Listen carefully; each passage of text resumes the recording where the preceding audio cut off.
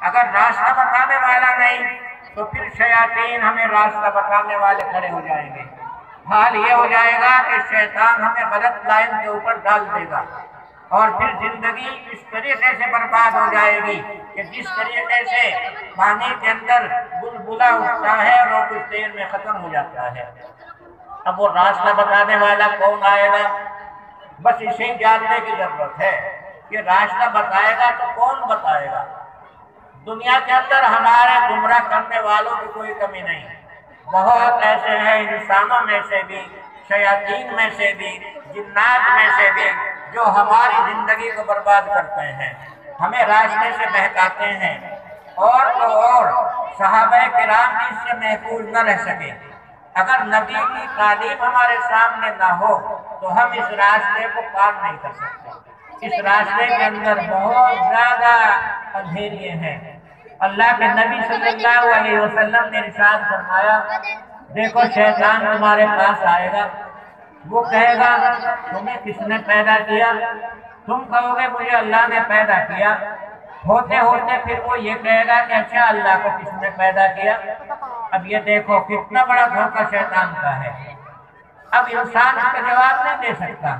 اللہ کو اگر کسی اور نے پیدا کیا ہے تو وہ اللہ ہی کہاں ہوا؟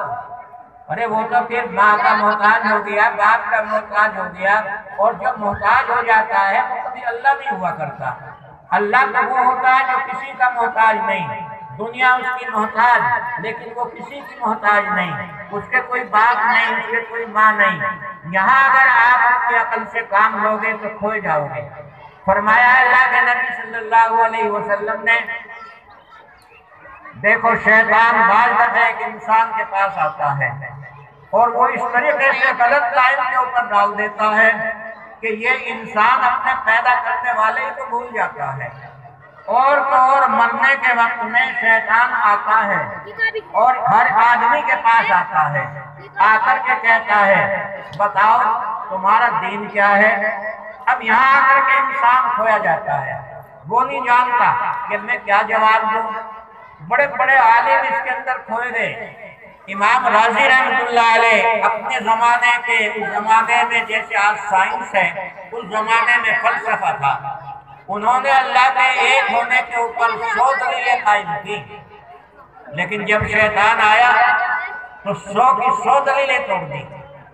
آپ یہ کہتے ہیں اللہ ایک ہے، ارے بھائی بتاؤ اللہ اگر ایک ہے تو اس کے اوپر دلیل کیا ہے، ثبوت کیا ہے، کہاں سے مانو گے کہ اللہ ایک ہے؟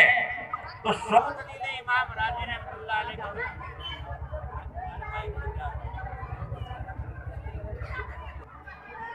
اسی زمانے میں امام راضی ایک اللہ والے کے پاس پہنچے تھے، ایک مجروح کے پاس گئے تھے، آج امام راضی کا آخری وقت، اور اس وقت میں اگر وہ پورا ہو گئے تو بھر کی محنت ہوئی، بیٹھے ہوئے مجروح کے سارے کہتے کیوں نہیں کہ اللہ کو کسی محنت نہیں کے بعد شیطان آخری وقت تک آپ کو پوچھا تب امام اس راستے کو بتانے والا آئے۔ اللہ اپنی رحمت سے، اپنی احسان سے انبیاء کو بھیجتے ہیں، نبی کو بھیجتے ہیں کہ دیکھو جس گمراہ انسان کو راستہ بتاؤ، اسے بتاؤ کہ دیکھو یہ راستہ ہے اللہ تک پہنچنے کا، اگر اس راستے سے ذرا بھی بھٹک گئے تو پھر اللہ تمہیں نہیں ملے گا، اور جب اللہ تمہیں نہیں ملے گا تو زندگی برباد ہو گئی۔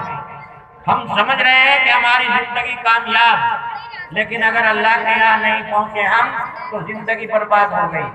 اور کس طریقے سے راستے سے بھٹکانے والے لوگ آئیں گے، شیاطین آئیں گے۔ حضرت معاویہ رضی اللہ تعالیٰ عنہ بہت بڑے درجے کے صحابی ہیں، اور ایک زمانے تک اسلام کا جھنڈا انہوں نے بلند کیا ہے۔ ایک دفعہ رات میں سو رہے تھے، سوتے سوتے آنکھ لگی، ایسی نیند آ گئی کہ تہجد کے وقت میں آنکھ نہ کھلی۔ دن میں آنکھ کھلی تو بہت پریشان، دن بھر روتے رہے، آج میری تہجد کی نماز قضا ہو گئی۔ یہ اللہ والے لوگ جو ہیں ان کا ذرا سا بھی تعلق اگر اللہ سے کمزور ہوتا ہے تو وہ بے چین ہو جاتے ہیں۔ ہمارا تمہارا تو یہ حال ہے کہ اگر دنیا کا ذرا سا نقصان ہو گیا تو ہم بے چین ہو گئے، لیکن وہ لوگ اس بات کے اوپر بے چین ہوتے ہیں کہ اللہ سے تعلق میں ہمارے کمی آ گئی۔ حضرت معاویہ رضی اللہ تعالیٰ عنہ دن بھر روئے، اتنے روئے کہ اللہ نے ایک تہجد کے بجائے 10 تہجد کی نمازوں کا بدلہ دے دیا۔ چلیے تم پریشان ہو رہے ہو، رو رہے ہو، ایک تہجد تمہاری قضا ہو گئی ہے تو ہم تمہیں 10 تہجد کی نمازوں کا ثواب دیتے ہیں۔ اگلی رات آ گئی، اگلی رات میں پھر سوئے۔ جب تہجد کا وقت ہوا تو ایک شخص نے دروازہ کھولا، حضرت معاویہ رضی اللہ تعالیٰ عنہ کا انگوٹھا پکڑ کر کے لایا اور کہا اٹھیے، تہجد کی نماز کا وقت ہو گیا۔ حضرت معاویہ رضی اللہ تعالیٰ عنہ نے ہاتھ پکڑ لیا، پوچھا تو کون؟ یہ دروازہ تو بند تھا، یہ دروازہ تم نے کیسے کھول لیا؟ اس نے بتایا کہ میں شیطان ہوں، کہ شیطان کا کام تہجد کی نماز کے لیے اٹھانے کا نہیں ہوتا، شیطان کا کام تو سلانے کا ہوتا ہے، اور تو اٹھانے کے لیے کیوں آ گیا؟ تو شیطان نے کہا جی صحیح بات تو یہ ہے، کل رات کو میں نے تمہیں سلایا، آج بھی میں نے سوچا کہ اگر یہ آج بھی اللہ کا بندہ سوتا رہا تو اللہ ایک تہجد کے بجائے 10 تہجد کی نمازوں کا ثواب دے دیں گے، تو میں نے سوچا اسے اٹھا دو، ایک ہی نماز کا ثواب رہے گا، 9 کا تو نقصان ہو جائے گا۔ یہ حال ہوتا ہے اس شیطان کا جسے قرآن پاک نے جگہ جگہ کہا ہے کہ تمہارا بڑا دشمن شیطان ہے۔ یہ تو اللہ کا کرم ہے کہ اللہ نے نبی بھیجا۔ اب نبی دنیا میں ہمیشہ نہیں رہتے، نبی دنیا سے رخصت ہو جاتے ہیں۔ ہمارے نبی کا کمال یہ ہے، ہمارے نبی کی خوبی یہ ہے کہ دنیا کے اندر وہ ایک کتاب جسے قرآن کہتے ہیں وہ چھوڑ کر کے گئے، اور دنیا کے اندر وہ باتیں جن کو ہم حدیث کہتے ہیں وہ چھوڑ کر کے گئے، اور پھر ایک بڑی جماعت اس کے جاننے والوں کی تیار ہوئی جسے عالم کہتے ہیں۔ اب ان کی یہ ذمہ داری آ گئی کہ دیکھو صحیح راستہ مخلوق کو بتاؤ، راستہ اس کے علاوہ کوئی نہیں ہے اللہ تک پہنچنے کا، کہ قرآن سے حدیث سے راستہ معلوم کرو، اور یہ راستہ آپ معلوم کریں گے علماء سے۔ اب وہ جماعت کی بھی کمی نہیں جو علماء کو بدنام کرتے ہیں، جو کہتے ہیں کہ نہیں صاحب یہ تو کھانے والوں کی جماعت ہو گئی، کوئی یہ کہے گا کہ صاحب یہ تو چندے مانگنے والوں کی جماعت ہو گئی، کوئی ان کے اندر اور عیب تلاش کریں گے، فلاں کے اندر یہ کمی۔ یہ سمجھ لیجئے یہ سب کے سب وہ لوگ ہیں جو شیطان کے مددگار ہیں، جو یہ چاہتے ہیں کہ انسان بھٹک جائے اور بھٹک کر کے یہ دوزخ میں جائے۔ ذرا یہ تو بتاؤ کہ آپ اگر اللہ تک پہنچنے کا راستہ علماء سے معلوم نہیں کرو گے تو کس سے معلوم کرو گے؟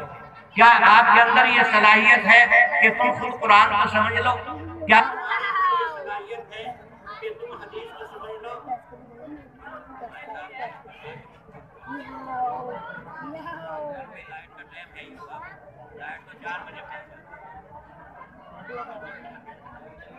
دیکھو آج ہم اور آپ اور ساری دنیا میں مسلمان بہت دعا کرتے ہیں، لیکن